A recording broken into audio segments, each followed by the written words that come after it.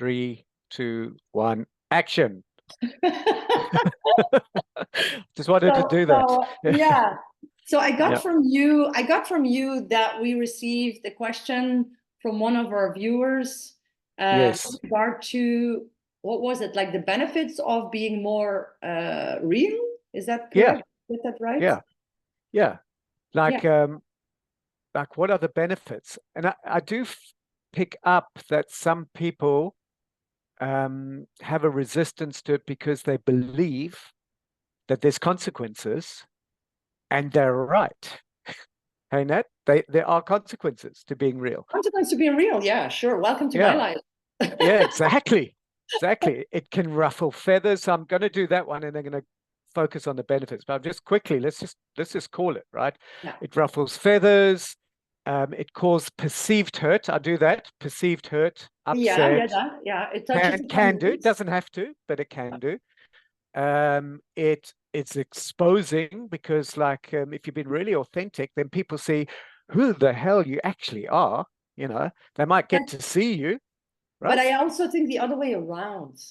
I think that I feel that might be even more provoking, as in when someone is being in that realness, challenging you to be real. Then you're forced to be real. Yes, you're like being. You can't help yourself. You're being seen. So what I often perceive is that people's first defense is, but I am being real. Yeah. I want to park a conversation, because I just was thinking about that. I've got to do a talk on authentic leadership next week. Excellent. And I was thinking about where some people think they're being real, but they're speaking their ego, for example. Yeah. So some people are speaking from the ego, and they think that's authentic. Exactly. Speaking, I would rather even say maybe speaking from their personality. Yeah, it's the same thing, huh? But like from that unfiltered mind. When the mind is the ego at the end of the day, it's the same thing. Yeah, exactly. The personality is in there as well. It's all the same thing. We just have different labels for it, right? I mean, it gets confusing, I think, for the world sometimes. But I do want to say this. Firstly, the ego is amazing.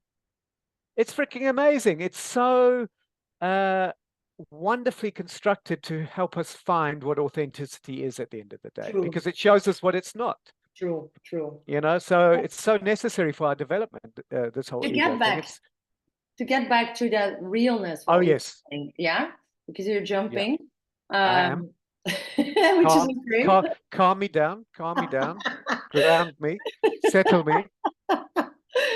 The realness is, I just had a session with a client, and we are actually talking a bit about that realness. I said to him, imagine, because he was also saying like, but like, I said, the realness is behind, as you just said, the identity, behind the ego. So you have identity here, and the realness is the essence, is the mission, is whatever, it's on top of that. Yeah. Yes. So I said to him, when you remove all layers, what is left? What is left of you? That is your essence. That is your realness. I said to him, maybe a strange example, but I said, like, if I were to take myself and put myself in the context of how long is it ago? 70 years ago now, Auschwitz. Okay. I would, I know it's radical. I put myself in that context. So it's a challenging context, right? Mm-hmm. I strip off, literally and figuratively, almost everything. What is left of me? How do I still show up as? That's the realness. That's the essence. Yeah. And I think it's for the essence to express itself through you. It's actually taking away the layers rather than adding layers, right? Correct. Yeah. Because we had a beautiful conversation in which he told about one of his natural gifts, which is definitely, it's felt in his energy. For as long as I know this person, there's playfulness in this person. There's a natural playfulness. And he said at some point, like, how can I add to this playfulness? How can I like make it more? And I'm like, but did you already fully integrate, like really embrace your own playfulness? Because if you would fully embrace and integrate it, would you still need to be doing playfulness? Would you still need to be adding or doing more playfulness? It's simply in you. So I know this client that you're talking about. I'm not going to mention the name, but I'm just I saying don't hi. know if he's gonna like that I'm saying this, but I'm just saying hi to this client. But we've been on the journey. We've been on the journey together. These are things that we've discussed, and that playful thing is a thing that I personally can resonate with. Yeah. But there's also like, okay, I said to him, like, take me as an example, because it's the easiest thing to work with, obviously, when it's close by. And I said to him, like, for me, for people knowing me, you know me for a long time, it's very natural for me to be in high energy and enthusiasm. Yeah. I don't have to act enthusiastic to make you feel my enthusiasm. It's in me naturally. No shit, Sherlock. But that's what realness is about. So that's what I told him. I said, remember, like many years ago, when I was doing working still for an international organization, and I was standing in front of a group. And I remember that I was like doing the section, and then I completely forgot where I was with you. I was with you in that training even. And I said, fuck, I totally forgot where I'm at in my manual. Remember that moment? I totally remember that. Forgot where I'm at. And I just started laughing. And everybody also started laughing. But that's for me also the realness. Like, I was not giving a rat's ass about how do I look? Are people doubting my capability? Or do I look like a fool? I was simply being real. Like, I literally forgot my manual. I said, like, give me a moment. I remember that. I said, just give me a moment. I went into silence, and I went in like, okay, I'm back. I hope okay. Yeah. I wish I had a recording of that. I just want to share that I've coached a number of people who have like stage fright, even executives, amazing executives, great guys, so skilled, but got a psychological trigger when it comes to speaking in public. Mm-hmm. If I had that video of you, genuine, I would love to have that, and then play people and go, look, see the reaction, look what happens. And and I mean, already that's a benefit, right? Benefit of the authenticity is when we are living up to, I just want to quickly say this because it comes up for me now. When we are living up to what people expect or think they should be coming across like, that is so difficult to live up to that, because one, it's not you. It's an image over there. I'm trying to live up to the image. And then when I don't meet the image, I'm judging myself, which then reduces my ability to convey the message. And this makes it really difficult. And then I get all the stage fright symptoms, maybe sweating, heart rate going. It's really difficult. Whereas if I totally learned to, what you're talking about, core essence, just take the layers away, not need myself to be anything other than what I am. Exactly. And take that to the world. Self-acceptance, exactly. Like this is it. I don't remember who told me, I think maybe a week ago, was a friend of mine. I just like almost peed my pants laughing, because he said it was so funny. And he said, at some moment, I just realized, like, this is as good as it gets. And I'm like, I was almost peeing my pants because of that realization. Like, this is it, take it or leave it.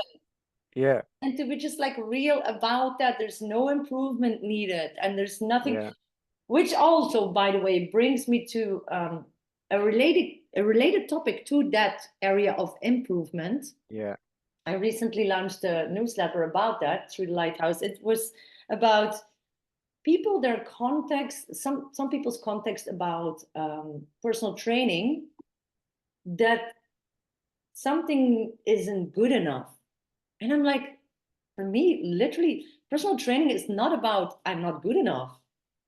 It's literally about like expansion for me. It's about freeing like myself from possible blockages, it's not because I'm not enough or I need to improve, or it's literally just like, oh, I'm curious. There's more to this form than I initially thought. Let's let the beast, like that. let's wake that up, let it all out. Like, who else am I, or what else is possible when I'm not in this form? Who else am I when I let go of a certain expectation or a certain personality trait even? Yeah. And that for me is also, I don't know why it came up. I think it just came up because it's No, important. I think it's important. I do know that we talked about it last time. So you might get self-development junkies. Yeah. And the reason that they become junkies, I'm just using that word, is a bit of a harsh word, but it's meaningful. It's meaningful because you do get that. Is because I'm doing it from that context that you just share. Like, I'm not enough, or there's something wrong with me. Whereas if you do it from the context of I am as I am. Yeah. Right? And I am as I am, and I'm exploring it. Exactly. Like, let me find these parts to myself. Yeah, that's and so me. I like a lot, for me, it's like, but that's for me personally, yeah. I'm like a lifelong learner. Yeah. I love to explore and to experience new situations and new experiences and all that. And that all of that personal development is all part of that. That's how I see a thing. So I'm clearly, sometimes people say, haven't you developed enough? I'm a lifelong learner too, because some parts, let me just give myself some honest feedback. I was a hard nut to crack. There were some parts of me that just refused to bloody develop, like refused, like wanted to stay, like sometimes that part of you, like the tough guy part or whatever, like the ego really likes it. Yeah. It's like, no, I'm not giving that up. He's freaking, he's got skills. He's cool. I want to hold on to him, but he does bloody get in the way and slows my own development up. Like but also suppresses your true potential and your capacities. Yeah. I remember, and that's actually a very, very big part of the Raw Radical Real training, obviously, is also like looking back at that victim consciousness. I remember that I was in victim consciousness. It's not that I'm not sometimes still there. Obviously, I still am, but I was more of it. I was more there when I was in my teenage years. So my story was sometimes like, yeah, you know what? I have a difficult situation at home. Da da da da. This is what's happening. Blah blah. And it kind of got me attention.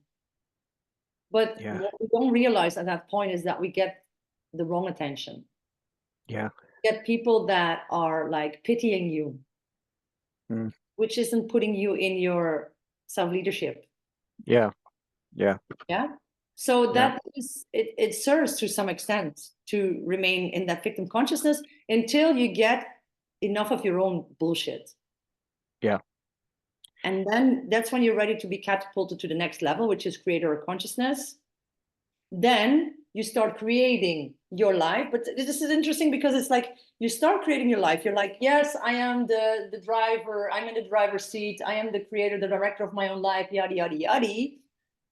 But what we sometimes don't realize is that we're back in a reaction, where all of a sudden we go into this overextension of, I now need to create this and I need to do that and I need to be as such and I need to be, and this one, I need to be always love and light. I never bought into that one. Oh, I know. You're more like, I'm always dark. No, it's funny. No, that's I did overdo. I did overdo. Like I'm a fucked up child that's attracted to the hedonistic God. That was your. I did overdo that. I did overdo that a bit. So maybe I need to embrace a bit of love and light. I think you did. It's okay. Honestly, I do. Yeah, no, yeah. I'm a bit harsh in my feedback to self. But often. Talking about Raw Radical Real, that is part of that essence for me. Honestly, to embracing my biggest shadows. Yeah. Can I Wow. share a big shadow of mine in me? And what I really want to, as a facilitator of the Raw Radical Retreat, I really want to embody demonstrating the two sides of a shadow. Like there's a positive and a negative. I'll give you an example. Like there's a performer in me, a show off, Yeah. right? Yeah. And I've seen how that performer show off hijacks even my own stories, like, and they're true stories. You know, I've been through a lot, as you know, like abused child, losing the love of my life, these kind of things. But the performer in me can take that, which is really true, but it can really take that. And now I'm up front and I'm sharing and like I've got the room, you know. So that performer in me sometimes needs to be reined in and create more space for others. And also then when you get feedback from people going, wow, that was amazing, Mark, you know, I resonated with you, touched me. And then my own ego's going like, so that Yeah, because I'm it feeds into in that moment, it feeds into a lack, of course, obviously. yeah. So as I'm learning through what we're doing together to love myself more and just be okay with who I actually am without even that. So no attachment to the fact that I've got this childhood, very unusual childhood. Like actually that isn't who I am, No, right? but the It's thing just is, stuff happened to me. It's it's not who I beautiful. am. No, but it's beautiful that you're giving this as an example, because what I immediately thought was the moment that you Yeah, have filled up your own voids, yeah, you remain yeah, centered. And then when people come and give you compliments, you're just like, hey, thank you. yeah, And yeah, you don't have a tendency to go like boosting, not at all. You're just like, hey, thank you. Glad you liked it. yeah. Next, or you know, And also you can still share those like for relatability to people, but obviously without the you loads. exactly without the charge or the Yeah, load or the need or anything yeah, like that. yeah, You yeah. share for for okay, For so this is relatability relevant, relatability and relevance, and relatability and relevance. inspiration and inspiration. I Yeah, do that all the time, yeah, obviously, because it's my way of working, and it, you know, when I share an example of myself, it means like I'm trying to understand your world, yeah, like looking at your world through my lens. This is what it does to me. Does that make yeah, sense? That's how I work with my clients. Like, does it resonate? Does it make sense? That's how I get to understand them. It's not because I'm so filled with my own thing. No, it's yeah, literally that's how I can understand you better. And then I share something of my life in order to possibly inspire them. You know, like, oh, yeah, I get that. Oh, you know what? I was in that situation once, and the way that I solved that or that I worked through that is that way. But I have never an expectation or desire that they are going to do it the same way. I'm simply sharing, look, oh, yeah, I got that. This is how I did that. Maybe it resonates, maybe it doesn't, you yeah, know? yeah. I like the perspective of embracing diversity in the room, that we can handle completely different flavors, colors, types, cultures, backgrounds, belief systems. We can handle all of that. And I think when we're authentic, you don't have to copy. And because I noticed that people do unconsciously um, take on the language of a particular guru or take on the style of a particular person. And in that the danger is losing your own essence and who you actually fundamentally are. So you Correct. can take those learnings on and still be completely you. Correct. And what I've noticed where I've developed quite well is this ability to have a very different perspective to someone, but really have a genuine curiosity for their difference at the same time, but not have to go, you know, that people think that rapport sometimes we have to be agreeing, Mm. like rapport and agreeing are the same thing. No, not really. I can have rapport with you and completely disagree and It's, still have rapport. you have space And for it, something yeah, more. yeah, Exactly. exactly. And that is a benefit, you know, Hmm. just to how we started. That's the benefits that you, get less triggered, and yet still can be completely owning who you are and where you're coming from and how you see something. You know, but you're not as attached to it. No, but you know what's funny, and it's like it's been my own process. It's been my own growth process. I remember that many years ago when I was standing the first time before groups, I apparently easily triggered a certain type of women, and they got triggered by me to to some extent that they literally either came up to me or either literally sent me an email after the training saying like, I was so triggered by you. But because I was still in wounding, partially growing, right. I was still not fully centered in my own leadership. Right. I was almost apologizing for triggering them. And it was only when I grew through that process of myself, right. that at some point it went into giving back, like, oh, I'm happy that I'm triggering you. That's very, like, I'm happy because this is going to trigger and support your own process of growth. And then it went into, thank you for sharing. But honestly, like, thank you for sharing. Sure. Or not even saying anything. It's a very polite way of saying deal with your shit. No, it is gently. It is. No, it's good. Yeah, it is. It kind of is. It kind of no, is. It is. Not from it is, but it's not from an evil place. I know. No, there's nothing wrong You're with right. There's nothing wrong with putting someone, that's tough love, by the way. That's part of your own brand. That is tough love. Like, thank you for sharing. Subtext, deal with your shit. I love you anyway, but go, that's your stuff. I don't need to be impacted by it or carry it for you. You seem to be carrying it all by yourself.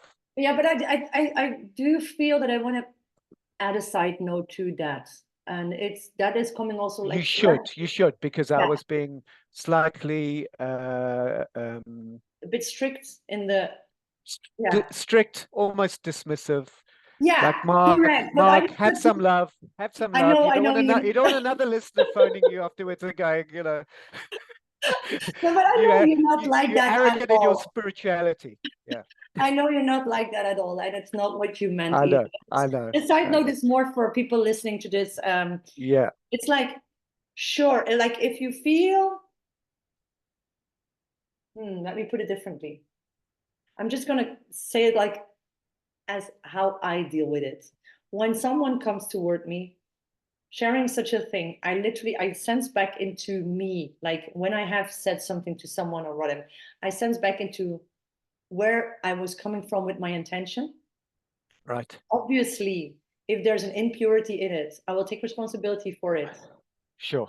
Because I do know that I think like 99.9% of the time, I do not want to pain or insult or injure or what's the word, anybody on purpose. Right. So I feel into that. I take responsibility. But I also feel into it, if I feel that I was pure in my intention, but it got translated differently or whatever, or this person has a certain wounding and I can see the wounding happening, occurring, then I can still say, I see that this has impacted you. Thank you for sharing.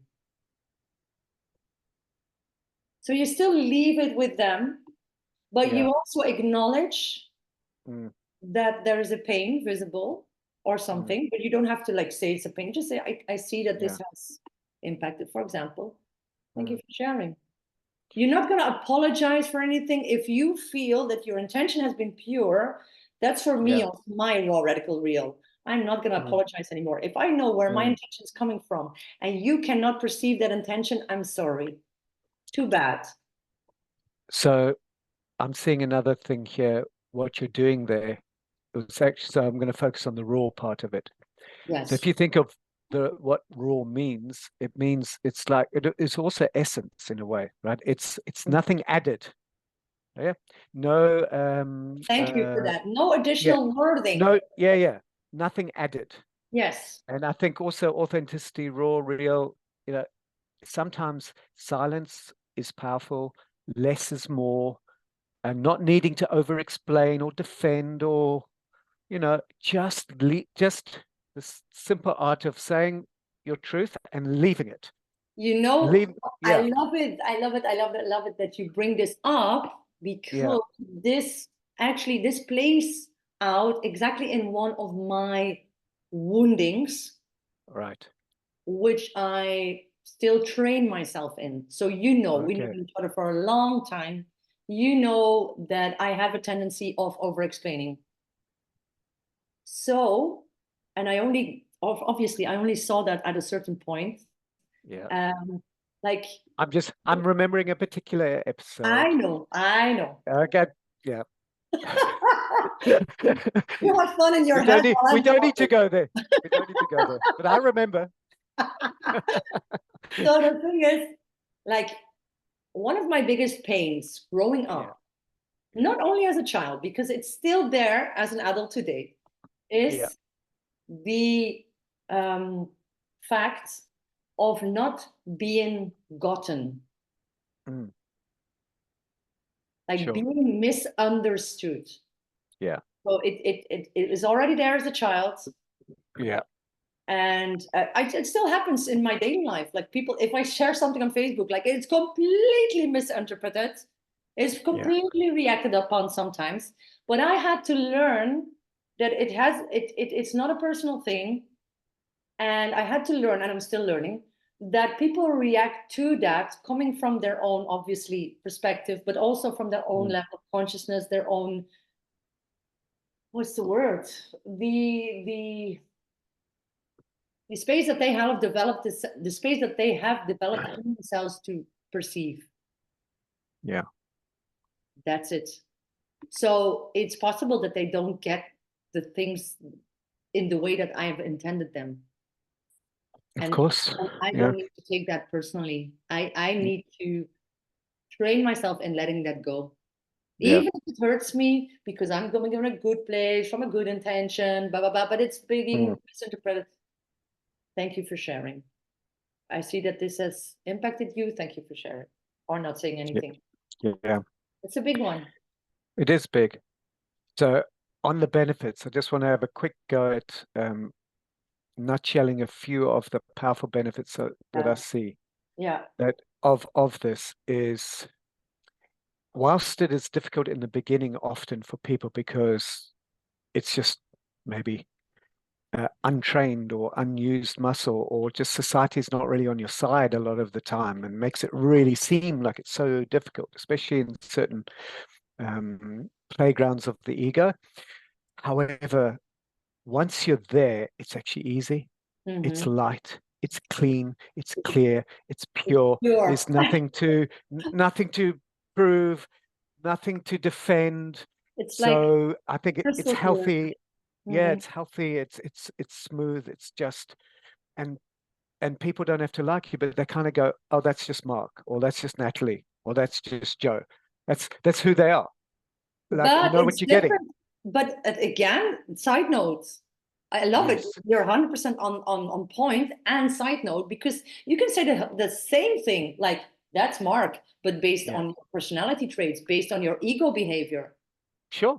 So there is a difference in like my ego's got a definite particular flavor, which is okay, huh? But it's like it's a difference to who you truly are. Yeah. Underneath all the personality traits. Yeah, it's and like all the personality traits are still okay, because you might. So this is how I see it. Like, I often work with this model in coaching, where you have identity and then you have mission. Yeah. Right? Like, mission is on top of identity. So, but when you're in identity, you're only operating from those personality traits.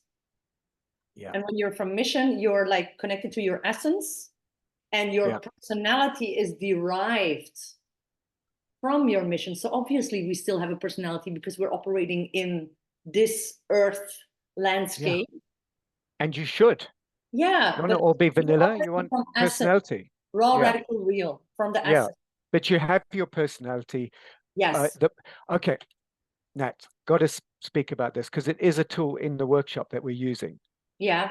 So the iceberg and the bottom piece, the biggest piece is your essence. This is what you're born into. Yes. This is the whatever your belief system, you came here for a particular mission and you were given all the talents and skills that you needed for that mission. You're born into that, and that is your essence. Exactly. And then life happens. We get separated from that essence. Yeah. Yeah. And then we learn how to behave in an unconscious way to get love. You know, so there's unconscious commitments. Exactly. There's I'm missing some pieces here. There's your core wound. Sorry. Your core wound happens when you're separated first, before your core wound.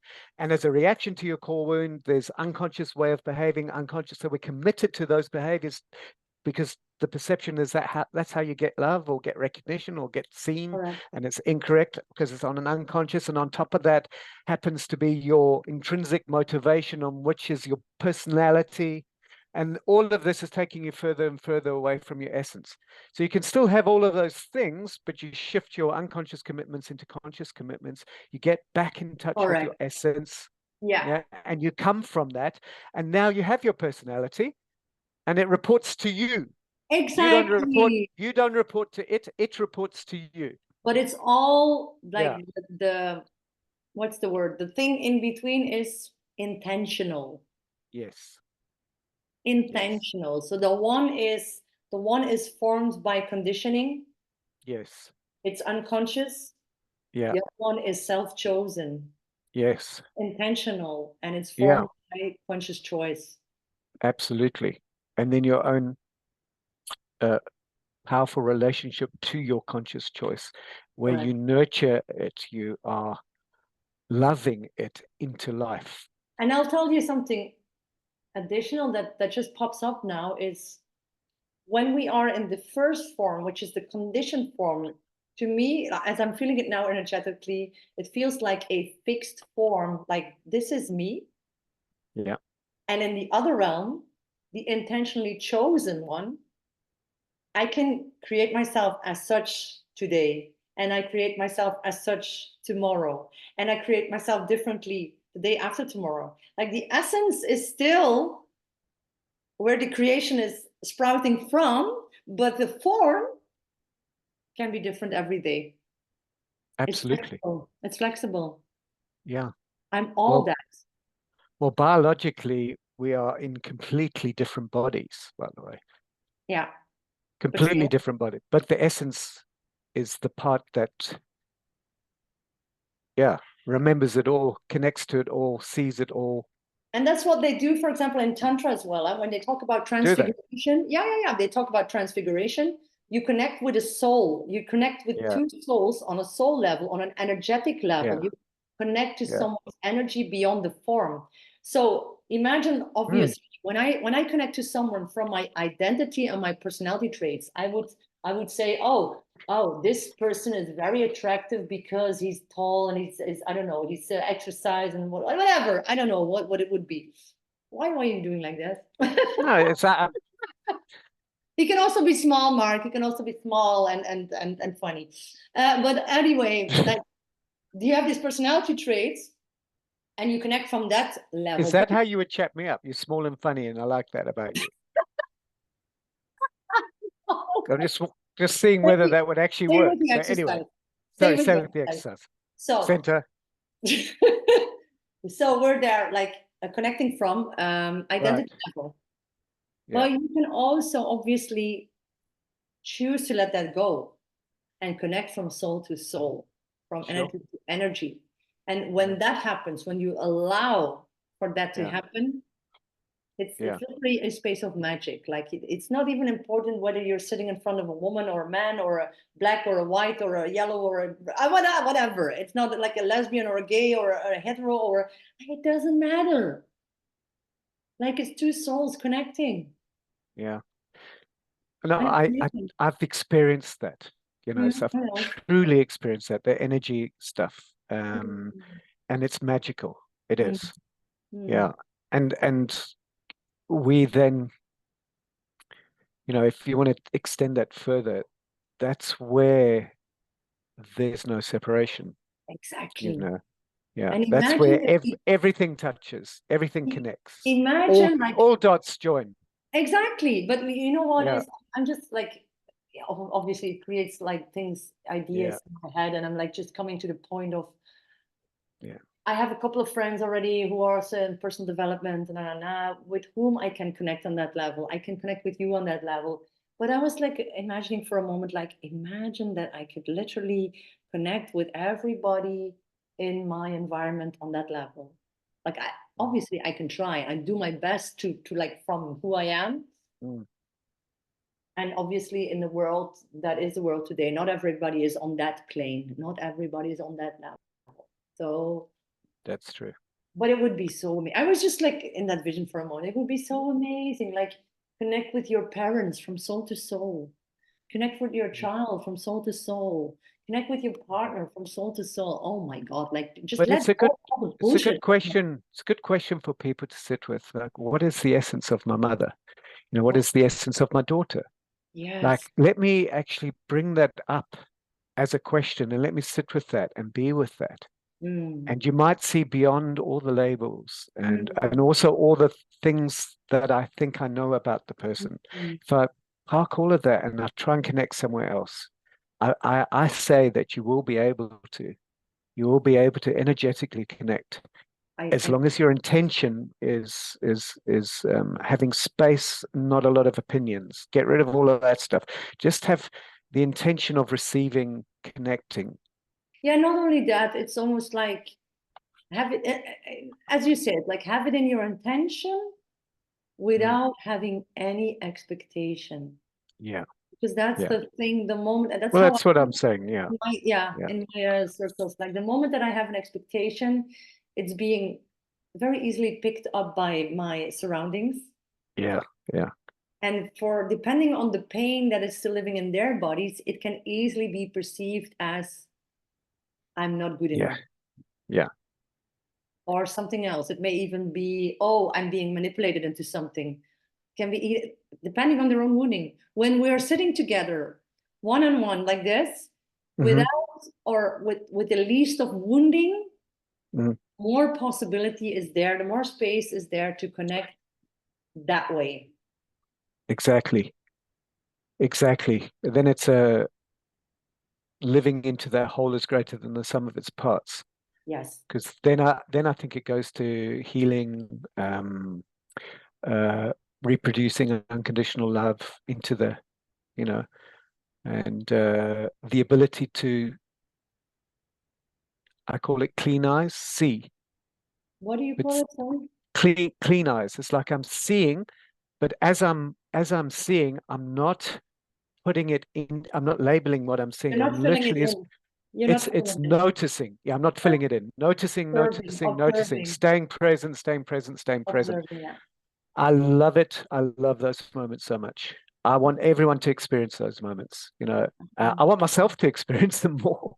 And I will construct places like Raw Radical Real, where I personally, on a very personal level, am going to benefit because I get to experience that. Of course, why not? And I would want to share that, but I'm sure you do too. That's why we do this work. 100%. Yeah. Let's round this up for today. Yes. Thank you at the people watching and listening, and especially those with that take the time and energy to send us their questions. They're always welcome if you have certain questions about what we were saying, or even like you're thinking about a certain topic that you want to know more about, or that you want us to have this kind of philosophic. What is it actually that we're doing? I don't know, this philosophic inquiry or whatever that we're doing. Yeah, it's an unscripted inquiry. Yeah. It's a raw, radical, unscripted inquiry into whatever. It's the man live at work, doing it raw, radical, real. Just send us an email. You can send it to me, Natalie, at thelighthouse.be, or whatever, or find us on the Lighthouse website. And we'll see you in our next episode. Bye-bye. Bye-bye. And cut.